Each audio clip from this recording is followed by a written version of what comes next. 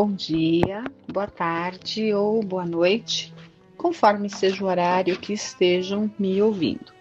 Dando sequência ao estudo dessa maravilhosa obra, Paulo Estevão, nós estamos aqui no capítulo 7º, que trata das primeiras perseguições. É um capítulo longo, rico, maravilhoso. Essas primeiras perseguições que foram ali deflagradas por Saulo após o interrogatório de Estevão, onde Gamaliel pede que Estevão seja recolhido ao cárcere, ao invés de ser imediatamente apedrejado, lapidado, como era o desejo de Saulo. Ele atende ao pedido do seu então mestre, que era Gamaliel, recolhe, Estevão ao cárcere e começa a realizar diligências, mas assim, totalmente parcial, né? Então, uma investigação deveria ser imparcial, no caso ali não era, era totalmente parcial. Ele foi fazer ali, ele foi procurar apoio daquelas pessoas que ele sabia que eram pessoas que não simpatizavam com as ideias de Jesus como o Messias. Foi procurar apoio dos romanos, que eram belicosos ali por natureza, né? Chegavam ali até ser cruéis, né? Guerreiros natos e tudo mais, dominavam pela força. Então Saulo foi fazer aliança com essas pessoas para poder de fato ter ali provas, ainda que construídas, né, da culpabilidade de Estevão, para que aquele intuito fosse deflagrado, que seria mesmo a aplicação da pena de morte pela lapidação ou apedrejamento. Então ele estava assim. Nesse ínterim, nós vimos que o Gamaliel foi fazer uma visita à Casa do Caminho, e lá ele ficou muito impressionado, e a maior surpresa veio com um encontro que ele teve, né? Ele encontrou ali, recluso, sendo cuidado, um amigo, um antigo amigo, um judeu, que era alguém ali da alta sociedade, um homem ali respeitado, um amigo de Gamaliel, fazia parte do círculo de amizades ali de Gamaliel, e ele se viu ali leproso e abandonado por tudo, por todos, pela família. E quando todos se voltaram as costas para ele, os únicos que o acolheram foram os homens do caminho, Simão Pedro, os discípulos de Jesus, e ele estava sendo muito bem tratado ali. E, para surpresa, Gamaliel encontra esse amigo, que acredita piamente que Jesus sim é o Messias. E Gamaliel fala: ora, você está sendo acolhido aqui é uma coisa, mas daí acreditar que ele é o Messias é outra. Isso nós vimos a semana passada. E aí ele dá uma resposta que leva Gamaliel a pensar profundamente. Então, qual era a resposta, né? Vamos aqui recordar. Ele disse: quando eu estava na sua posição, que eu tinha família, prestígio, dinheiro, propriedades, uma reputação, era uma pessoa reconhecidamente importante, realmente eu não ia achar que Jesus fosse o Messias também. Só que quando eu me vi desprovido de tudo e do apoio de todos, não tinha nada, nem o próprio corpo, tendo em vista que a doença lepra é uma doença que ela vai alijando até o próprio corpo, você vai perdendo partes do corpo, você vai vendo o seu corpo ali apodrecendo, perdendo partes do corpo em vida, né? Então nem o seu próprio corpo você tem íntegro, você vai perdendo. Então ele fala para o Gamaliel, né, que mas naquela situação em que ele estava, em que ele perdeu tudo, todas as pessoas, todo o prestígio, e todas as pessoas se voltaram contra ele, nem era contra, mas simplesmente negligenciaram, viraram as costas, como se ele não existisse mais. E ele só quem olhou para ele e cuidou dele, deu valor a ele, foram aquelas pessoas que seguiam o que aquele Cristo falava. E quando ele tomou conhecimento das coisas que aquele Cristo falava e fazia, para ele não tem a menor dúvida, sim, é o Messias. Então essas palavras levaram Gamaliel a ficar muito reflexivo, e é assim que ele sai de lá, né? Muito reflexível. E nesse íntere, Saulo continua ali com as suas investigações, né? Muito rigoroso com elas, e o que nós vimos no finalzinho da leitura da semana passada foi que o que Saulo fez? Ele mandou prender aqueles dois judeus, dois compatriotas, dois homens ricos da sociedade, dois simpatizantes dois fariseus, né? Eram dois fariseus que estavam assistindo ao interrogatório de Estevão, e só de ouvir a defesa, a autodefesa de Estevão, ficaram tão impressionados, como nós até comentamos, certamente eram dois espíritos ali enviados, que estavam ali, não era por acaso, né? Vieram ali para dar um testemunho. Então, assim, eles já vieram preparados para que, quando ouvissem, não importa de qual boca que fosse, a mensagem de Jesus, eles sentiriam no coração que ali que era aquilo que era aquilo que eles pertenciam. Então foi isso que aconteceu com esses dois judeus que eram fariseus, que eram o Oséias Marcos e o Samuel. Quando eles ouviram o Estevão fazendo a sua pregação, aquelas palavras mexeram com eles de uma maneira tão intensa e profunda, que o que eles fizeram? Eles entregaram a parte que era de herança para os seus herdeiros, e o restante da riqueza eles doaram tudo lá para os homens do caminho, e se declararam abertamente, publicamente e corajosamente como seguidores do Messias, como seguidores como sendo Messias, Jesus o Messias, né?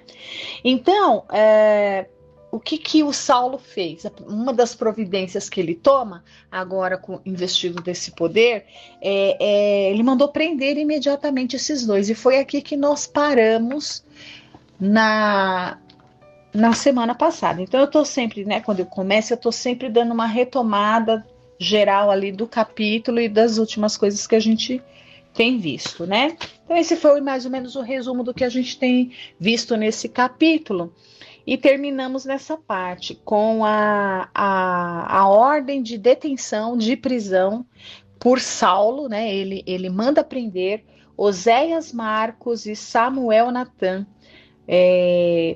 que eram fariseus e que se converteram a seguidores do Messias. A gente ainda não é usado aqui o termo cristão, né? Mas se declararam como seguidores de Jesus, reconhecendo a ele como o Messias, sim, né? Então, olha, o último parágrafo que lemos semana passada, assim, só para retomar, olha: Oséias Marcos e Samuel Natan foram presos sem nota de culpa, a fim de responderem a rigoroso inquérito. Os cooperadores do movimento organizaram longas nominatas dos israelitas mais destacados, que frequentavam as reuniões da Igreja do Caminho.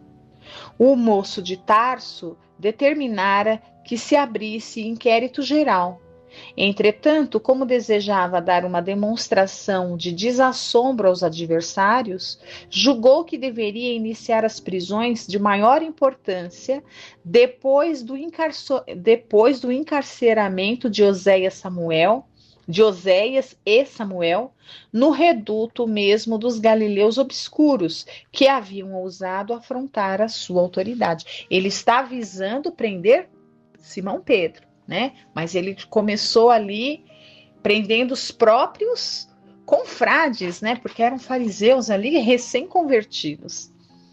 Continuando aqui, né? Hoje, olha, foi pela manhã de um dia muito claro que o futuro rabino, cercado de alguns companheiros e soldados, bateu à porta da casa humilde, fazendo grande alarde dos fins de sua visita insidiosa. Então, ele foi à casa do caminho. Simão Pedro, em pessoa, foi atendê-lo com grande serenidade nos olhos. Veja, né? Esse termo aqui, serenidade, acompanhava muito quando a gente falava ali de Estevão, né, antes dele assumir a identidade de Estevão, enquanto Gesiel, que era a sua identidade inata, né? Então, Gesiel, sempre a palavra serenidade vinha junto. E Simão Pedro, a gente percebe que quando ele, apóstolo ali, apóstolo não, discípulo, aprendiz, enquanto junto com Jesus, ele era muito intempestivo, ele não tinha isso. Agora, aqui, Emmanuel já está usando, né, esse termo, serenidade, ou seja, o que a gente depreende? Olha só que evolução que esse espírito já sofreu dali de quando foi chamado, né, de quando ele estava ali pescando e foi convidado por Jesus e conviveu ali aqueles anos com Jesus, aquele homem intempestivo, aquele homem irritado, aquele homem que, né, ele dava cada respostas assim, até mesmo para o próprio Jesus e tudo mais, né? Exemplo, quando a forma, o jeito dele, né? Quando tocaram a mulher, toca as vestes, no meio da multidão, toca as vestes de Jesus, e Jesus pergunta quem me tocou, né? E ele, daquele jeito muito intempestivo, vamos imaginar que ele falou, mas mestre, como é que eu vou saber? Tipo assim, né? Que pergunta, né? Mas que pergunta, tanta gente, como é que eu vou saber quem que te tocou? Então, esse jeito, né? Intempestivo. Você vê que agora ele já é um homem sereno, ele já consegue, ele já tem desenvolvido essa virtude em si, né? Agora ele está ali no comando da casa do caminho, que era a sua casa pessoal, né? E agora virou como se fosse um grande pronto-socorro ali da época. Então vamos aqui, é só um parênteses para a gente ver esse termo, né? Como Emmanuel coloca que Simão Pedro já tem essa transformação dentro de si. Olha, atendeu a Saulo com grande serenidade nos olhos, né? Então o Simão Pedro de algum tempo atrás não tinha essa virtude conquistada. Agora ele já tem. Indisfarçável pavor estabeleceu-se entre os mais tímidos. Veja, né? Então ele estava ali como um líder, como um apoio espiritual. Como esse homem cresceu espiritualmente, porque os outros ainda estavam apavorados, mas ele estava ali firme, como uma rocha, sereno, né? Não perdeu a compostura. E vamos continuar aqui a leitura para a gente ver a postura espiritual, a condição, e claro, né, ele estava secundado. Quando nós nos colocamos numa condição vibratória favorável, evidentemente que ele em momento nenhum se sentia desamparado ou sozinho, né? Ele tinha ali ajuda invisível que dava a ele, que potencializava nele essas virtudes que ele havia aprendido a desenvolver nele mesmo. E isso se dá conosco. Veja, esse livro é um livro de estudo, né? Então a gente nós temos as potências dentro de nós, e o que nós devemos fazer? Nós devemos, nas situações mais difíceis como essa aqui que ele está vivendo, Simão Pedro, a gente devemos nos munir da nossa condição, né, nos ligando com mais alto, com confiança, com fé, com serenidade, né, para que a perturbação e o desespero não abaixe o nosso padrão vibratório. E aí o que vai acontecer? Os amigos do invisível, os amigos do bem, os espíritos amorosos ali estarão do nosso lado, fazendo o quê? Dando um suporte para que a nossa vibração se mantenha assim e não caia, né? Então aqui muito aprendizado para nós. Então, olha, os outros ainda não tinham essa serenidade adquirida de Pedro, olha. Indisfarçável pavor estabeleceu-se entre os mais tímidos, porquanto 2 jovens que acompanhavam o apóstolo se incumbiram de correr ao interior espalhar a notícia. Então, 2 estavam juntos, saíram correndo para falar, né, o que estava acontecendo. És tu, Simão Pedro, antigo pescador de Cafarnaum? Perguntou Saulo com certa insolência. Eu mesmo, respondeu com firmeza. Estás preso, disse o chefe da expedição num gesto de triunfo. E mandando, olha gente, vamos imaginar, né, como que era. As coisas eram assim, ele nem se fala o motivo, nem o porquê, nem nada, já, ó, alguém não vai com a tua cara, ou achava que tinha algum motivo, né, para poder te perseguir, simplesmente batia na porta, como foi o caso aqui, e fala, estás preso, e não fala mais nada, né? Então, olha,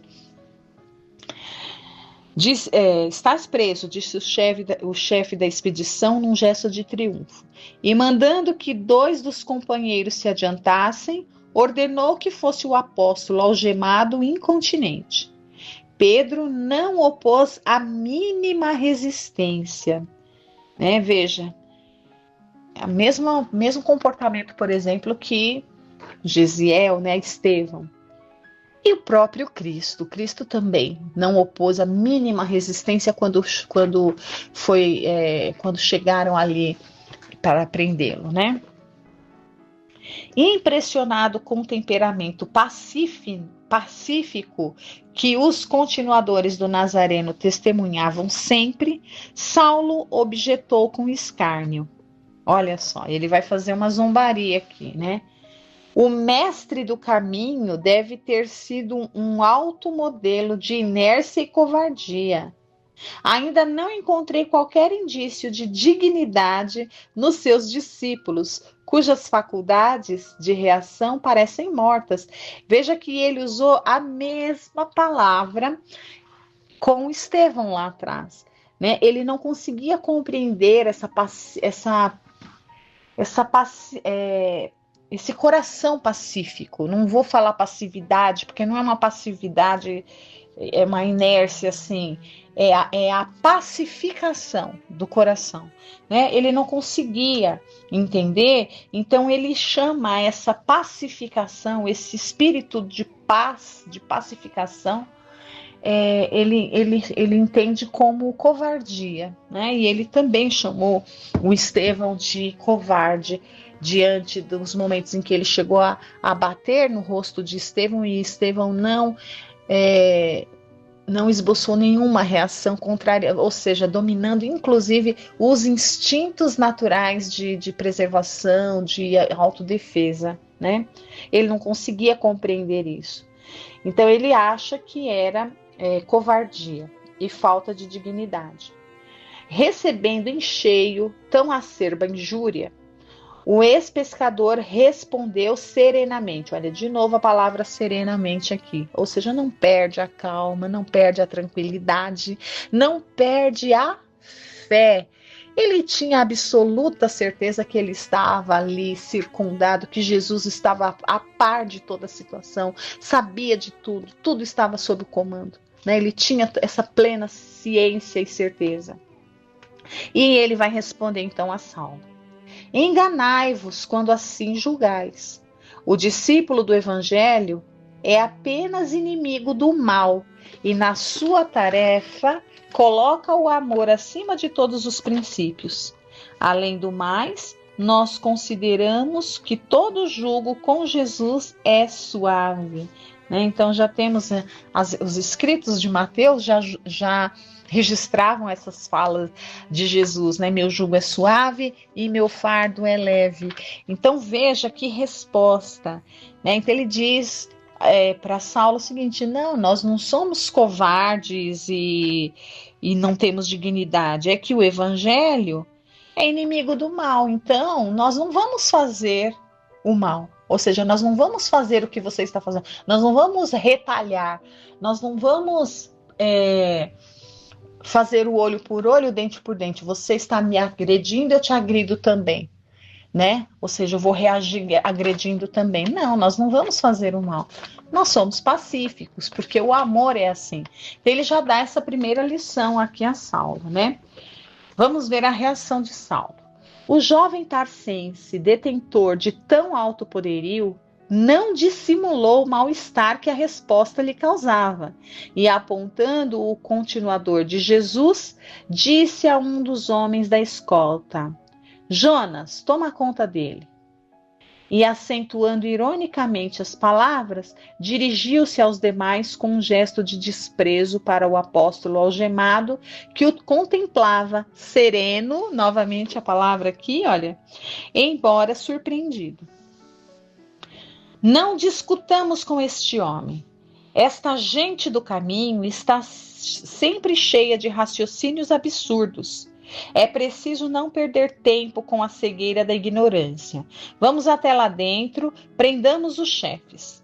Os sequazes do carpinteiro hão de ser perseguidos até o fim. Então ele estava, como se diz hoje, né, uma expressão nossa hoje, faca na caveira, sangue nos olhos. Ele estava com uma sanha mesmo, ele queria se vingar de Estevão, né, ali na pessoa dos cristãos, né, dos homens do caminho aqui, porque ele estava com aquela perseguição mesmo contra Jesus, porque ele achava que era uma afronta contra a autoridade mosaica, né?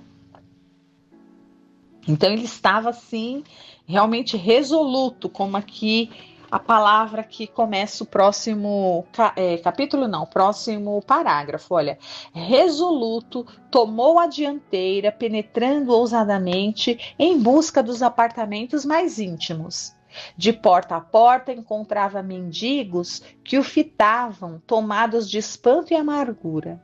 O quadro vivo de tanta miséria abrigada enchia-o de admiração, mas esforçava-se por não perder a enfibratura implacável, de maneira a executar seus projetos nos menores detalhes. Veja que ele vem do trabalho, ele vem do que era feito ali, ele ficou um pouco impressionado, mas ele se colocou numa posição de não se permitir, né, como Gamaliel fez, de observar melhor, né? Ele já quebrou essa barreira imediatamente.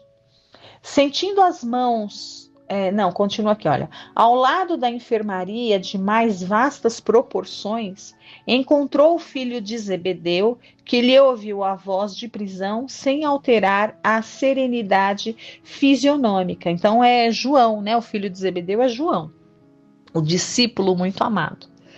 Sentindo as mãos grosseiras do soldado que lhe aplicava as algemas, João ergueu os olhos ao alto e murmurou simplesmente: encomendo-me ao Cristo. Olha, isso é fé, né?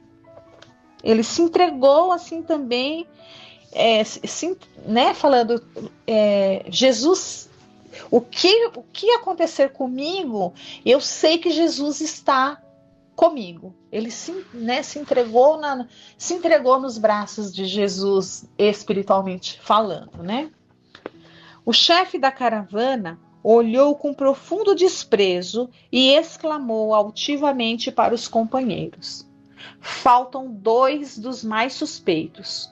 Procuremo-los. Ele referia-se a Filipe e Tiago na qualidade de discípulos diretos do Messias Nazareno. Mais alguns passos e o primeiro foi encontrado facilmente. Filipe deixou-se algemar sem protesto. Olha, então Filipe também. Suas filhas o rodearam aflitas e chorosas. Coragem, filhas, disse ele sem temor. Acaso seríamos superiores a Jesus, que foi perseguido e crucificado pelos homens? Então veja que nos apóstolos, né, agora apóstolos, antes discípulos, eles já estavam ali todos preparados para passar pelos testemunhos que fossem necessários, e eles tinham ali a plena convicção, né, da condição do Messias, ou seja, se o Messias passou por tudo, sendo o Messias, não tem importância nada que venha acontecer conosco, sendo meros, né, seguidores, apóstolos, continuadores do seu trabalho. Ouves, Clemente? Perguntou Saulo irritado a um dos amigos mais cotados. Não se percebe outra coisa a não ser referências ao estranho Nazareno. O primeiro falou em julgo do Cristo, o segundo encomendou-se ao Cristo, e este alude à superioridade do Cristo. Aonde iremos? Ele não consegue entender, né? Que é isso? Quem é esse Cristo? Ele não consegue ainda, né? Após desabafar a cólera em termos ásperos, rematava com um estribilho constante. Havemos de ir até o fim. Seguros os 3 prisioneiros, faltava o filho de Alfeu. Alguém se lembrou de procurá-lo no tosco biombo que ocupava. Com efeito, lá o acharam ajoelhado, tendo diante dos olhos um rolo de pergaminhos em que se encontrava a lei de Moisés. Via-se-lhe a palidez marmórea no rosto, quando Saulo se aproximou ríspido. Que é isso? Há aqui alguém que cuide da lei? O irmão de Levi levantou os olhos transbordantes de sincero receio e explicou humilde. Senhor, jamais esqueci a lei de nossos pais. Meus avós ensinaram-me a receber de joelhos as luzes do profeta santo. A atitude de Tiago não traduzia fingimento. Consagrando o máximo respeito ao libertador de Israel, sempre ouvia dizer que seus livros sagrados estavam tocados de virtude santa. Na expectativa do cárcere, atemorizara-se com o perigo iminente.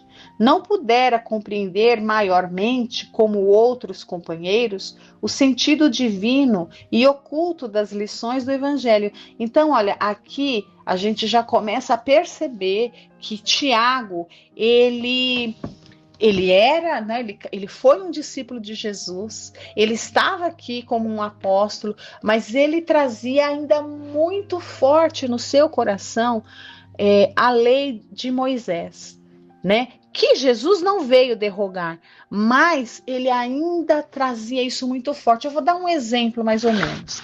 Sabe, entre nós espíritas, não tem aquelas pessoas que são espíritas, e é muitos isso que eu vou falar, tá, gente?